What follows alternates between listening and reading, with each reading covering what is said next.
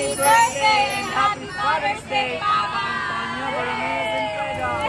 Kahapon, we had a super special double celebration, birthday and Father's Day. A day to acknowledge and appreciate all the things that our father do. Syempre, simula pa lang ng araw, nag-prepare na kami ng food. Ang ating resident grill master, sina Tita Doc at Tito Eric ang nag-ihaw. Simple lang ang mga handa namin, but super sarap. May adobong karne, tinapa, itlog na maalat, sinabawan at palabok. Ito yung mga paborito namin kapag magsiswimming. Right after kumain, guess what? Ligo agad si Adi. Walang sinayang na oras ang baget. Super excited to swim. Bukas na nga pala ang pasukan, and that means for Adi, back to school na ulit. Minsan ang bilis talaga ng panahon, di ba? Parang kahapon lang bakasyon pa, ngayon preparations na for school. Kaya sulitin natin ang last few hours ng bakasyon. Mag-relax, mag-recharge.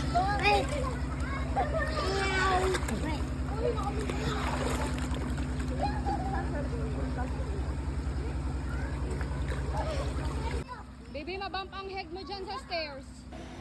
Syempre, sinamahan ko siya agad kasi may parte sa pool na malalim. Importante ang safety, lalo na may mga bata. Kasama rin pala namin si Baby Shenshen, ang aming napakagandang pamangkin, anak ni na Tito Shen at Tita Rufa. Sa totoo lang, habang nasa pool kami, talagang nagpapaturo si Adi kung paano lumangoy. Naisip ko nga, kailangan ko na siyang i-enroll sa swimming class next time. Ako rin kasi hindi marunong lumangoy, kaya hindi ko rin siya maturuan ng husto. Ay, swim na, swim, swim. Dali na, swim.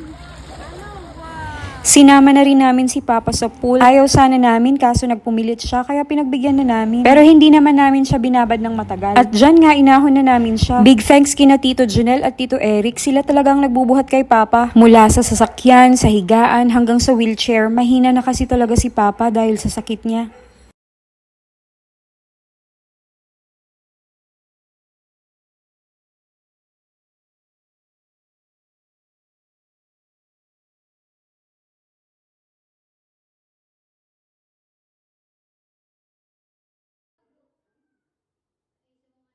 Samantala, si Baby Shenshen nag-enjoy na din sa tubig. Video.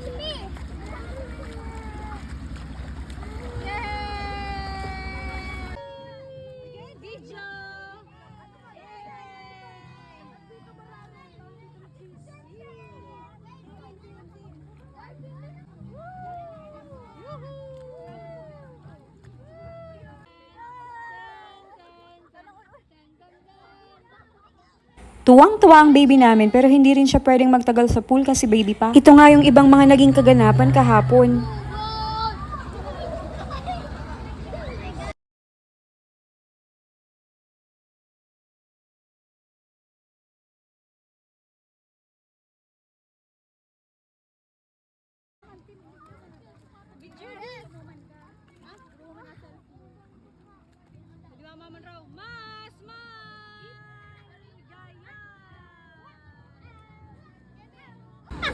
Oh my god, the other one doing it!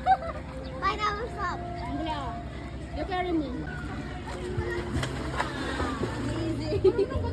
Oh, di ba? Talent. Feeling ko nga naging swimming class pa nga ito ni Adi. Ang mga bata talaga gustong-gusto ang swimming. Si Adi, lunch and snack time lang ang pahinga niyan. Habang busy kami sa lahat ng happenings, yan at napagtripan ako ng kapatid ko. Kala ko kung ano, na-videohan pala ako dito. Later on, si Tito Joram naman ang nagbantay kay Adi, pero umiyak pa nga ang bata.